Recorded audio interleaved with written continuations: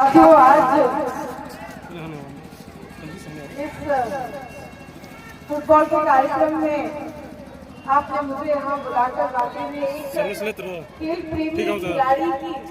यादें ताज़ा कर दी। इसलिए बात आपके सामने कह रही हूँ क्योंकि बक्सर के इस ऊर्जावान पावन धरती पर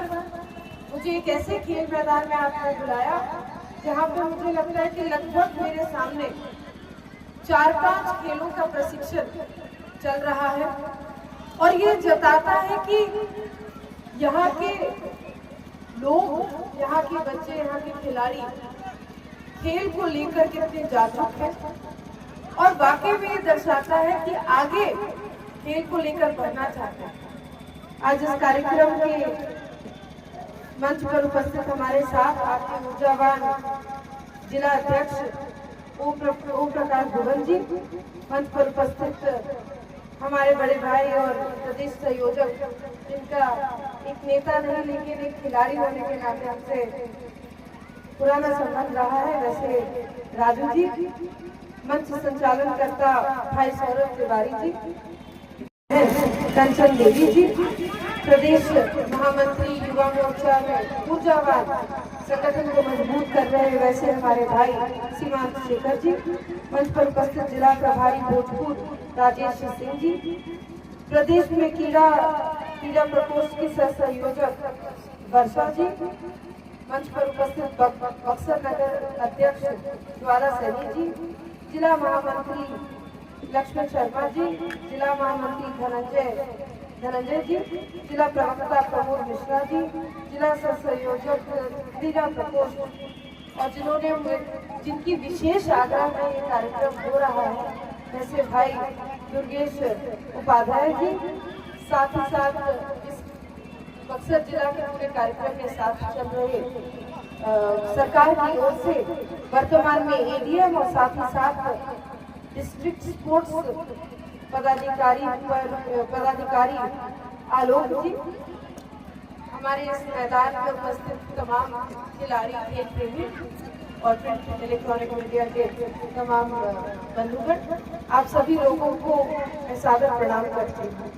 मैं ज्यादा समय नहीं लूंगी, मैच खत्म हो चुका है, रोमांचक मैच रहा, एक टीम जीती एक टीम हारी। खेल का ये मैदान जिंदगी में हमें ये सिखाता है कि जिंदगी एक सामान्य रूप से कभी नहीं चलती, उतार चढ़ाव हमेशा चलता है और ये उतार चढ़ाव जो खिलाड़ी आज हारा वो कल के उगते हुए सूरज के साथ एक नई ऊर्जा और मनोबल ऊंचा किए जीत की तैयारी करे। ये खेल का मैदान हमें जिंदगी में भी सिखाता है कि निराश नहीं होना,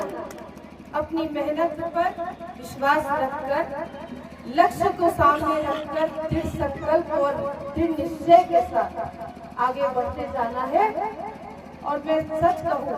तो 18-19 साल का मेरा निशानेबाजी का जो करियर रहा है, एक बिहार स्तर से लेकर भारत का प्रतिनिधित्व करने का मौका मिला और आज राजनीति में भी जब हमने अपना कदम रखा तो ईमानदारी और सेवा भाव के साथ क्षेत्र के विकास को ध्यान दिया। पहले खेल के जीवन में, खेल के इस मैदान में बिहार और भारत के लिए लड़े, हाथ में बंदूक लिए और क्ले टारगेट पे निशाना लगाया। जब भारतीय जनता पार्टी ने एक बेटी के ऊपर भरोसा किया और एक वैसे विधानसभा से चुनाव लड़ने का अवसर दिया जो भाजपा आज तक कभी नहीं जीत पाई, तो जमुई की देवतुल्य जनता ने 41,000 के रिकॉर्ड वोटों से अपनी बेटी को जिताने का काम किया। और जिस ईमानदारी, जिस लक्ष्य, जिस दृढ़ संकल्प की मैं बात कर रही हूँ साथियों, जो मुझे राष्ट्रमंडल खेलों में स्वर्ण पदक तक लेकर गया, वही दृढ़ संकल्प, वही लक्ष्य कि एक विकसित जमुई के साथ साथ एक आत्मनिर्भर बिहार का निर्माण करके दिखाएंगे और विकसित भारत में अपनी भागीदारी निभाएंगे। तो जब उस लक्ष्य को लेकर ईमानदारी के साथ आगे बढ़े तो ये वही जमुई की देवतुल्य जनता है जो मेरे दूसरे चुनाव में 2025 के चुनाव में अपना ही 41,000 का रिकॉर्ड तोड़कर 54,000 का नया रिकॉर्ड यानी कि 54,000 का नया रिकॉर्ड बनाने का काम किया। एक खिलाड़ी से खेल मंत्री बनाकर एनडीए की शीर्ष नेतृत्व ने हमारे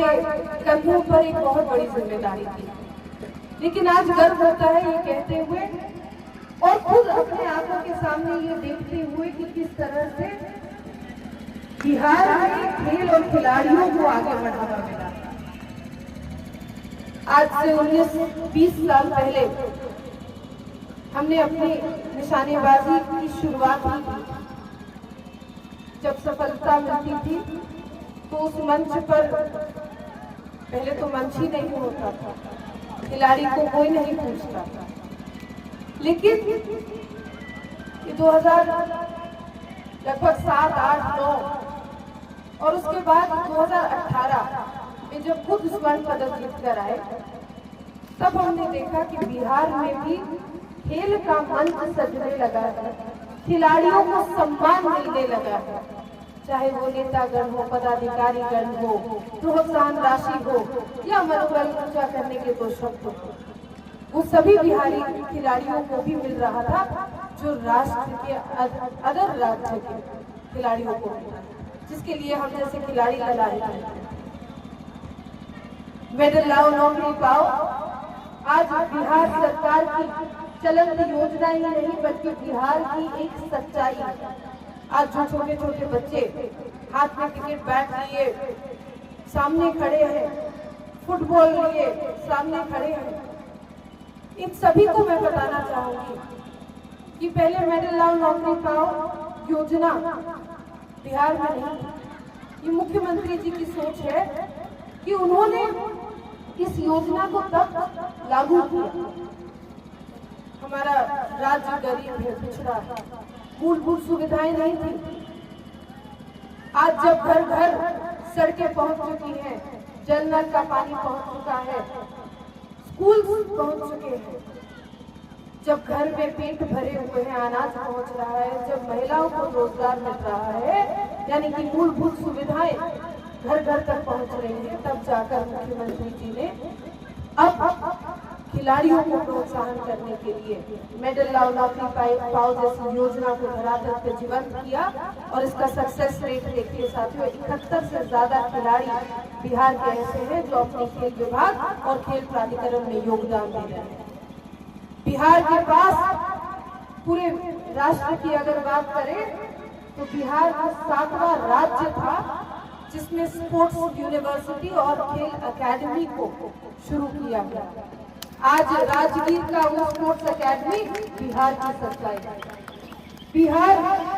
इस पूरे राष्ट्र में बिहार एक ऐसा राज्य बना जो 3 स्तरीय स्कॉलरशिप अपने बिहार के खिलाड़ियों को दे रहा है, चाहे वो एमेच्योर लेवल हो, बिगिनर लेवल हो या फिर राष्ट्रीय अंतर्राष्ट्रीय स्तर पर। और वो तीनों पॉलिसी अभी हाल में पोर्टेबल बन सक्षम, प्रेरणा और उत्कर्ष के नाम से जाना जाता है। यानी कि 3 लाख, 5 लाख और 25 लाख तक की सहायता बिहार सरकार और बिहार के खिलाड़ियों को अपने प्रशिक्षण बेहतर करने के लिए, बेहतर इक्विपमेंट खरीदने के लिए दे रही है। सिर्फ यही नहीं, हाल में माननीय मुख्यमंत्री जी ने ये ऐलान किया कि बिहार के हर जिला में